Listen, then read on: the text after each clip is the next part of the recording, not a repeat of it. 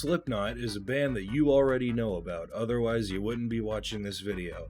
I have run out of Slipknot songs to listen to, and I have also run out of ideas. Perfect recipe for a tier list video.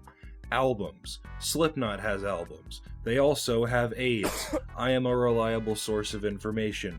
Anyway, here's my list. You will notice that there are several live performances listed as albums. They are not albums. I don't care what the woke liberal mind-controlled media apparatus says. Live performances are not albums. They go in their own tier. Rank them amongst yourselves. Wait a minute, where's Iowa? There's no fucking way they forgot Iowa. Wait, is this Iowa? Oh, it's too blurry. Give me a second.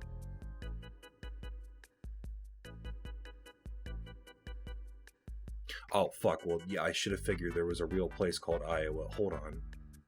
Oh, okay. Well, so that is Iowa. I've never seen that cover before. I've only ever seen this one. Okay, so that is Iowa. Fuck, this video is already a mess. Alright, first album. Self-titled. Why does every artist make their first album self-titled?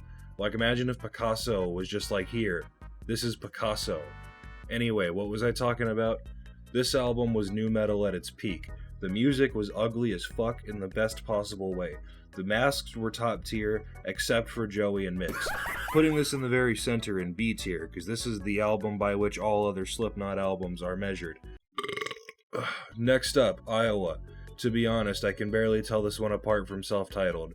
Like most Slipknot albums do have their own unique sound that sets them apart, except for this one. Really, the only thing to say about this album was that it had the best opening track of all time.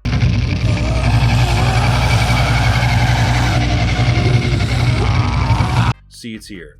Wait, I just realized, where's the end so far? I guess this list was just made before the last one came out, whatever, I'll add it in post.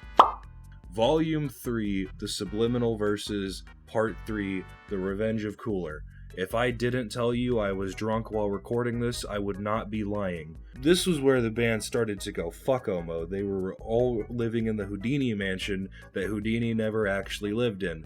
To be honest, I have to remind myself which songs were on this one, because my concept of this album begins and ends with Vermilion.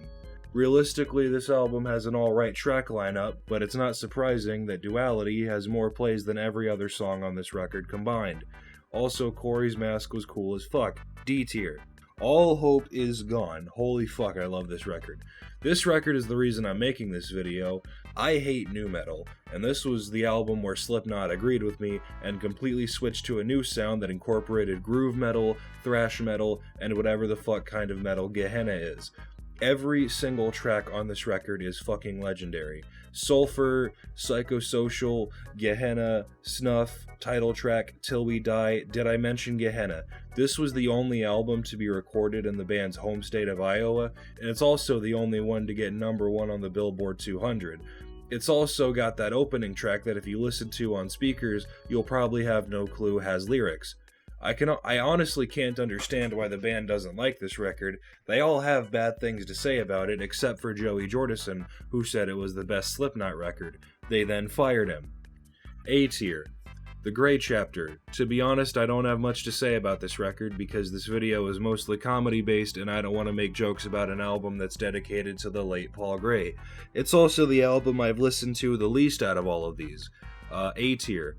We Are Not Your Kind, my favorite era of Slipknot, and my least favorite era of Corey's Mask.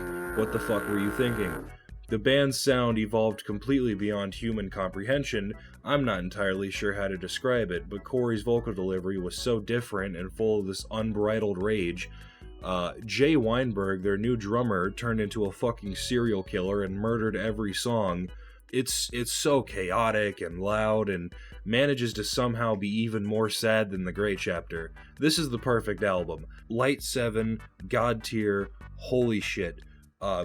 Which brings us to the end so far. This album was rushed, seriously lacking in personality, and was the shortest album in Slipknot's discography. Surprisingly, this record might be the most upbeat and least depressing Slipknot album, which isn't saying much.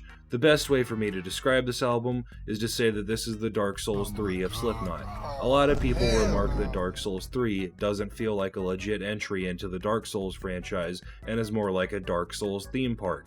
Like, hey, look over here, here's that thing you remember from 10 years ago. Isn't it all so familiar?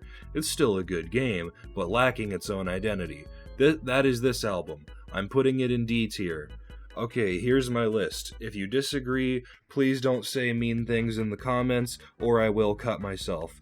Alright, bye. I'm gonna go pass out.